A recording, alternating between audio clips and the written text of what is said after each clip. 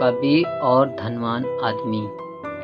एक दिन एक कवि किसी धनी आदमी से मिलने गया और उसे कई सुंदर कविताएं इसी उम्मीद के साथ सुनाई कि शायद वह धनवान खुश होकर कुछ इनाम जरूर देगा।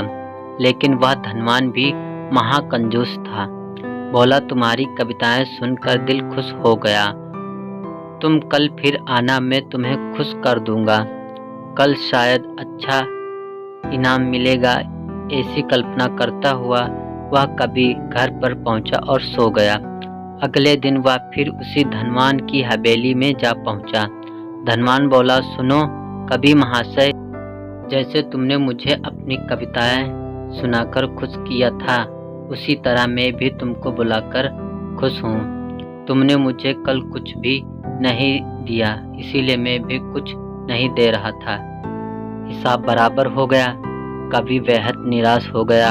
उसने अपनी आपी बीती एक मित्र को कही सुनाई और उसे मित्र ने बीरबल को बता दिया। सुनकर बीरबल बोला, अब मैं जैसा कहता हूँ वैसा करो। तुम उस धनवान से मित्रता करके उसे खाने पर अपने घर पर बुलाओ। हाँ, अपने कवि मित्र को भी बुलाना मत भूलना।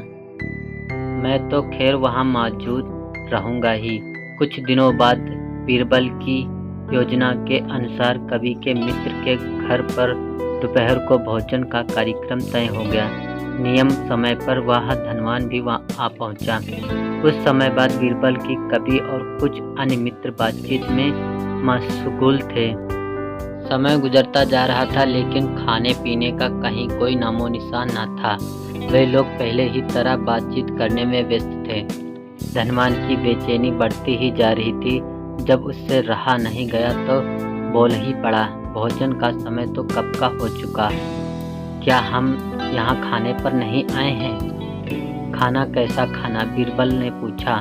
धनवान को अब गुस्सा आ गया। क्या मतलब है तुम्हारा? तुमने मुझे यहाँ खाने पर नहीं बुलाए हो? खाने का कोई निमंत्रण नहीं था।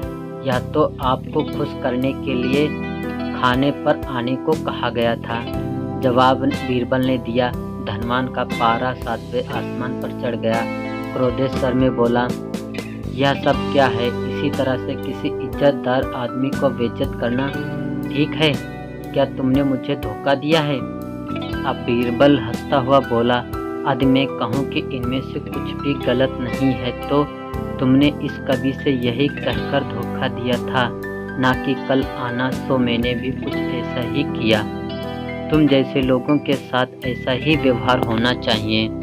धनवान को अब अपनी गलती का आभास हुआ और उसने कवि को अच्छा इनाम देकर वहां से विदा ली। वहां मौजूद सभी बीरबल को प्रशंसा भरी नजरों से देखने लगे।